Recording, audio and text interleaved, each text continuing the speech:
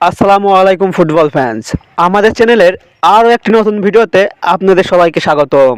গত মার্চ মাসের ফিফা উইন্ডোতে দুইটি প্রীতি ম্যাচ খেলতে মাঠে নেমেছিল বর্তমান বিশ্ব চ্যাম্পিয়ন আর্জেন্টিনা, যেখানে নিজেদের খেলা সর্বশেষ ম্যাচটিতে জাম্বিয়ার বিপক্ষে মাঠে নামে আলবিসেলেস্তারা।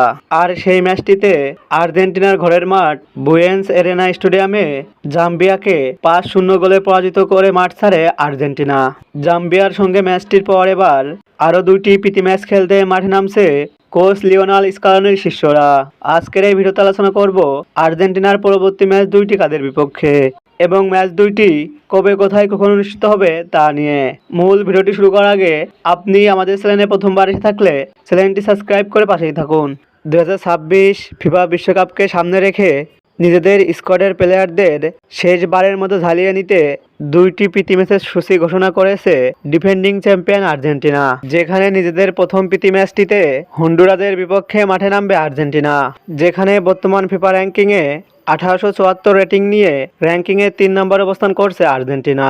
অপরদিকে 1380 রেটিং নিয়ে ফিফা র্যাঙ্কিংয়ের 66 নম্বর অবস্থান করছে হন্ডুরাস। তাই বর্তমান ফিফা র্যাঙ্কিংয়ের দিক দিয়ে হন্ডুরাসের থেকে 63 ধাপ এগিয়ে রয়েছে আর্জেন্টিনা। আর্জেন্টিনা বনাম হন্ডুরাসের মধ্যকার এই প্রীতি ম্যাচটি খেলা হবে যুক্তরাষ্ট্রের টেক্সাসের কলেজ স্টেডিয়ামে এবং এই ম্যাচটি অনুষ্ঠিত হবে বাংলাদেশ সময় অনুযায়ী আগামী 6 জুন শনিবারে। তবে এই ম্যাচের চূড়ান্ত সময় এখনও নির্ধারিত হয়নি।